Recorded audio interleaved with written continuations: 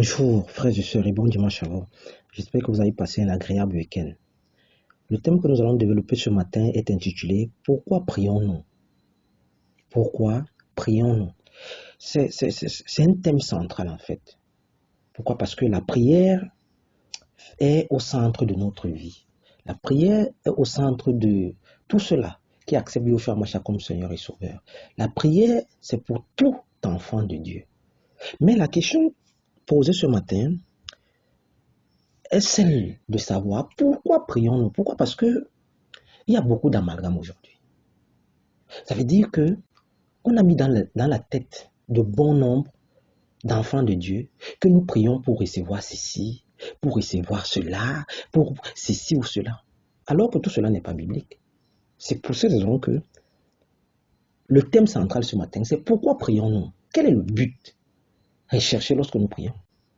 Parce qu'aujourd'hui, on vend l'illusion aux gens. C'est les illusions qu'on vend aux gens. Oh non, viens dans telle église bâtiment. Oh, notre pasteur. Oh, notre ici. Oh, notre ça. De telle sorte que lorsque tu arrives et que tu n'es pas satisfait, que tu n'es pas satisfaite, ça devient un problème. Tu te dis que Dieu n'existe pas. Tu te dis que pourquoi il n'écoute pas mes prières? Pourquoi ceci? Sauf que dans la Bible, il y a eu un grand prophète du nom de Jérémie qui a subi tout cela. Jérémie était un véritable homme de Dieu. Pas des prophètes de folklore. Mais Jérémie a souffert à son temps. Et Jérémie s'est posé la question, mais pourquoi les choses ne marchent pas pour moi? Pourquoi ma souffrance est-elle continuelle? Pourquoi ma plaie est-elle inguérissable? Nous allons le lire ce matin, ces passages bibliques, pour que les gens comprennent un peu. Et le Seigneur va répondre à Jérémie. Jérémie, tout cela arrive parce que tu n'es pas rattaché à moi. Donc le simple fait que tu ne sois pas rattaché à Dieu, c'est un problème. Donc, l'essence même de toute prière, c'est quoi? C'est d'abord être rattaché à Dieu.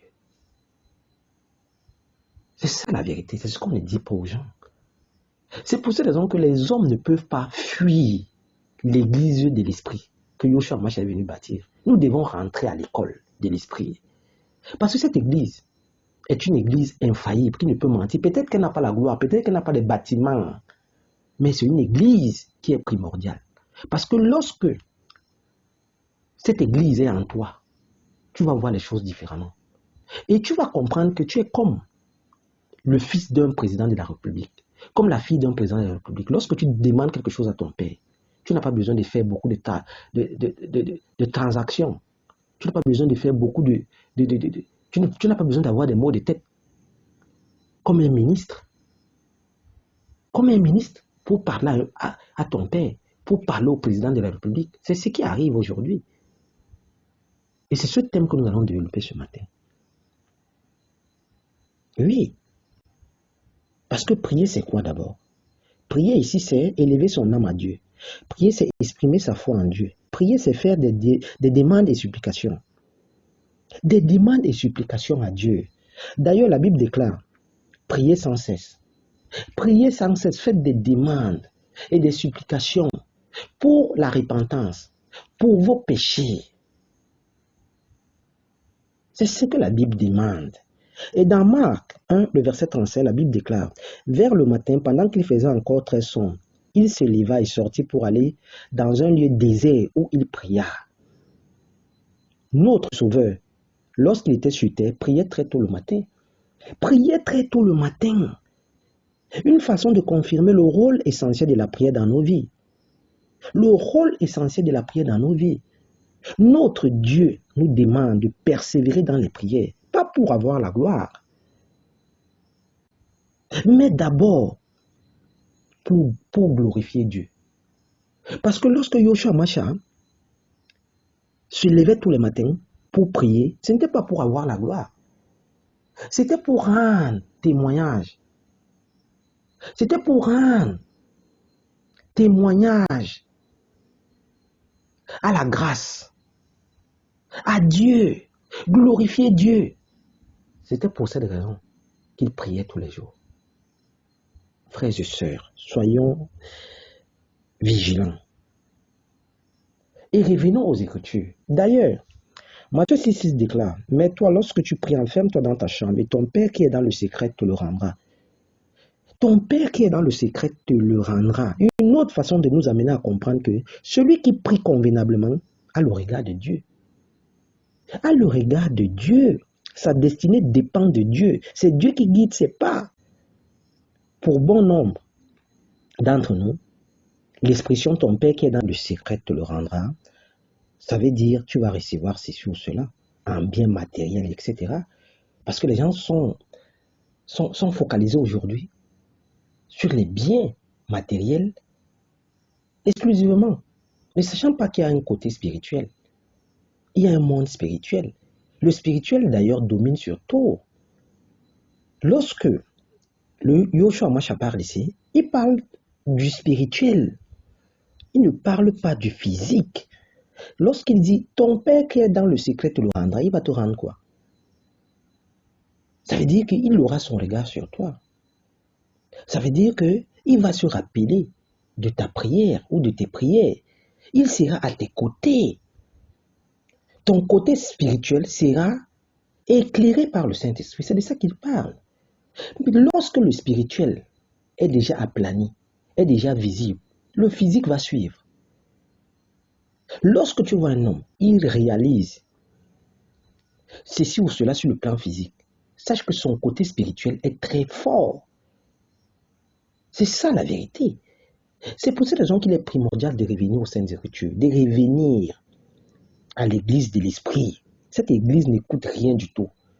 Et cette église, c'est tout cela qui accepte Yoshua Mashiach au travers du monde. C'est nous qui formons cette église. C'est toi, c'est moi. C'est ce petit garçon qui accepte le Seigneur. C'est lui. C'est cette petite fille qui écoute la parole et qui la met en pratique. C'est cette église que nous avons besoin aujourd'hui. Pourquoi? Parce que si tu pries le Seigneur pour tes intérêts, pour avoir ceci ou cela, si tu as la recherche effrénée du miracle dans ta vie,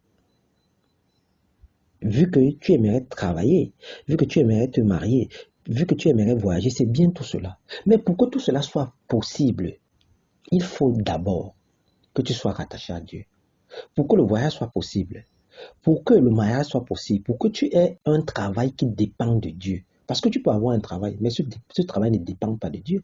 Donc il faut regarder tout cela. Il faut d'abord que tu sois rattaché à Dieu. Si tu veux être moulé par le Seigneur, si tu veux être moulé par le Saint-Esprit, commence d'abord par te rattacher à Dieu. Et tout le reste te sera donné de surcroît. Pourquoi? Parce que bon nombre d'entre nous, nos prières ne sont pas sincères. Nos prières ne sont pas pures. On s'appuie à Dieu lorsque nous sommes face à une situation. Lorsque la souffrance intervient. Lorsque il y a un problème. C'est ça. Sauf que dans Daniel 6, le verset 10, la Bible déclare que le décret avait été prononcé. Le décret, le voici. Le décret consistait à mettre tout le monde en garde que quiconque, pendant un certain nombre de temps, prierait un autre Dieu, autre que le roi, parce que le roi, pour eux, était devenu une sorte de Dieu, sera décapité, sera mis en prison. Sauf que Daniel, lui, il avait l'habitude de prier. Il n'est pas resté là gérer le décret qui était sorti. Lui, il a continué ses prières. Et il priait 3 fois par jour, Daniel. Il se mettait à genoux, il priait. Pas parce qu'il avait suivi le décret. Pas parce que lorsque le décret est sorti, et le décret était suivi de menaces, était suivi de mort. Ça, c'est la mort. Mais lui, il était habitué à la prière. Donc, son but n'était pas que le Seigneur le sauve de ce décret, ou bien que le Seigneur l'éloigne de ce décret, ou bien que Dieu l'épargne. Non, son rôle était continuer à rendre gloire à Dieu. Chercher premièrement le royaume de Dieu et la justice. de Dieu, et tout le reste vous sera donné de surcroît. Mais le verset est très parlant. Cherche d'abord la face de Dieu, mon frère. Cherche à te rattacher à Dieu. Et tout le reste te sera donné de surcroît. S'il te plaît, mon frère. Ne prie pas parce que il y a une situation. Ne prie pas parce que tu as une envie de prier. Non. Il faut que ça soit monnaie courante. Il faut que tu sois une femme de prière, un homme de prière. Quelqu'un qui prie d'abord pour rendre gloire à Dieu. Quelqu'un qui prie pour que la volonté de Dieu soit faite et non la sienne. Que le Seigneur puisse te conduire dans tes prises de décision. Que ce soit la volonté de Dieu qui éclaire tes pas. Ne prie pas comme un comédien, parce qu'il y a beaucoup de comédiens aujourd'hui. C'est quand il a un problème. C'est lorsqu'il dépose les dossiers pour avoir un travail. C'est là où il va commencer à prier. C'est lorsqu'on l'appelle pour l'interview qu'il commence à prier. Non. Non. Nous devons prier sans cesse. D'abord pour dire, Seigneur, je te rends grâce pour le souffle de vie que tu m'accordes, pour tes bienfaits dans ma vie. Je te rends grâce que ta volonté soit manifeste. Et ne répétons pas les mêmes prières. Oh, je veux ceci. Oh, ceci. Oh, voyage. Oh, mariage. Oh, ceci. Non, le Seigneur sait ce dont nous avons besoin. Mais il veut d'abord que tu sois rattaché à lui. Que tu sois rattaché à lui. Car Jean 15 au verset 7 déclare, si vous demeurez en moi et que mes paroles demeurent en vous, tout ce que vous demanderez en mon nom, cela vous sera accordé. Le verset est explicite. C'est le Messie Sauveur lui-même qui affirme cela. Sommes-nous plus intelligents que le Maître, plus futteux que ce dernier? Pourquoi les hommes veulent à tout prix se conduire de nos jours? Pourquoi nous voulons nous conduire de nous-mêmes? Pourquoi? S'il y avait un sondage à faire, bon nombre d'entre nous serions dans le package qui consiste aux intérêts, qui consiste aux miracles, etc. Tout cela n'est pas mauvais, sauf que nous oublions à chaque fois le premier principe de tout véritable miracle venant du Tout-Puissant, c'est être attaché à Dieu. Pour qu'un miracle puisse opérer, pour qu'un miracle puisse perdurer dans le temps, nous devons faire quoi? Nous devons être attachés d'abord à Dieu. C'est le premier principe. Soyons rattachés à Dieu. C'est pour cette raison que le roi de gloire Yoshua Mashiach déclare avec fermeté, cherchez quoi? Le royaume et la justice de Dieu, et toutes ces choses vous seront données de surcroît. Cherchez à plaire au Seigneur. Cherche à plaire au Seigneur. À avoir un amour pour les Écritures, le reste va couler. À quoi ça sert d'avoir une vaine gloire si elle n'est point éclairée par Dieu? Un travail qui va te donner des maux de tête. Un voyage où tu iras brader ton âme. Voilà donc pourquoi nos demandes et supplications sont toujours en attente devant le Seigneur.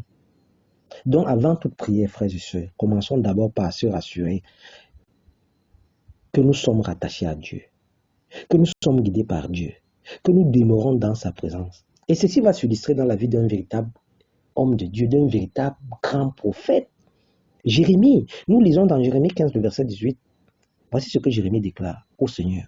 Pourquoi ma souffrance est-elle continuelle? Pourquoi ma plaie est-elle douloureuse et ne veut-elle pas se guérir? Serais-tu pour moi comme une source trompeuse, comme une eau dont on n'est pas sûr?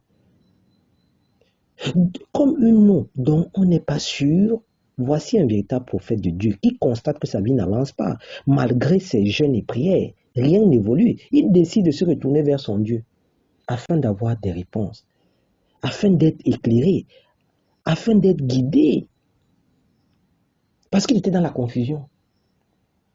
Il s'étonnait que comment je prie, comment je parle au nom de Dieu. Mais ma vie ne marche pas très bien. Ma vie ne donne pas. Le Seigneur va le ramener à l'ordre. Dans le verset 19. Dans le verset 19 de Jérémie 15, le Seigneur va répondre à Jérémie. C'est pourquoi ainsi parle l'Éternel. Si tu te rattaches à moi, je te répondrai. Et tu tiendras devant moi. Si tu sépares ce qui est précieux et ce qui est vil, tu seras comme ma bouche. C'est à eux de revenir vers toi, mais ce n'est pas à toi de revenir vers eux. Dieu ici va répondre à son serviteur en disant, si tu te rattaches à moi, Jérémie, ça veut dire que Jérémie n'était pas rattaché à Dieu. Jérémie n'était pas rattaché à Dieu. On peut parler au nom de Dieu, mais ne pas être rattaché à Dieu. C'est ça. On peut se dire enfant de Dieu, mais ne pas être rattaché à Dieu. Nous n'aimons pas ces vérités. Parce que nous aimons le pipeau. Notre but dans la vie, c'est quoi? C'est recevoir des messages agréables. Non, tu es un enfant de Dieu. On va dire Amen. Mais est-ce que tu es rattaché à Dieu? Est-ce que tu marches avec le Seigneur? Est-ce que tu es guidé par le Saint-Esprit? Est-ce que l'Église de l'Esprit est manifeste en toi? C'est des messages que nous n'aimons pas. Mais cela est primordial. Si nous voulons plaire au Seigneur, si nous voulons marcher avec le Saint-Esprit, le miracle sera possible. Mais ce miracle doit d'abord passer par quoi? C'est ça la question. Nous devons d'abord être sous la houlette du Seigneur. Le Seigneur doit être notre socle, notre boussole. Et tout le reste nous sera donné de surcroît. Tout le reste va couler. Les bénédictions vont couler. Que ce soit sur le plan physique comme matériel. Frères et sœurs, cherchons la face du Seigneur. Car il est encore temps. Parce que lorsque Yoshua a dit, si vous demeurez en moi, ces passages bibliques nous enseignent à marcher d'abord avec Dieu. Avoir une véritable intimité avec Dieu. Que ce soit Jean 15, 7, que ce soit Jérémie 15. C'est le même son de cloche. Ces versets disent la même chose. Rattachez-vous. Demeurez en moi. Il faudrait que je sois votre boussole, votre consolateur, celui qui vous guide. Vous devez dépendre de moi. Et tout le reste sera possible. Mais l'homme se conduit de lui-même. Si nous séparons ce qui est précieux et de ce qui est vil, ce qui est précieux ici, c'est quoi? C'est la sanctification. C'est marcher par la foi. C'est la repentance. Et ce qui est vil ici, c'est quoi? C'est les choses du monde qui nous prennent plus de temps et nous empêchent d'avancer, nous empêchent de rester concentrés, nous empêchent de rester dans la prière. Frères et sœurs, il faudrait que nous soyons armés. Et cette armure va passer par la prière, va passer par la foi, va passer par la repentance. Voilà les armes que nous devons avoir si nous voulons connaître la bénédiction, la véritable gloire et la paix du cœur. Bon dimanche et bon début de semaine. C'est ce thème qu'on avait à développer ce matin. Merci.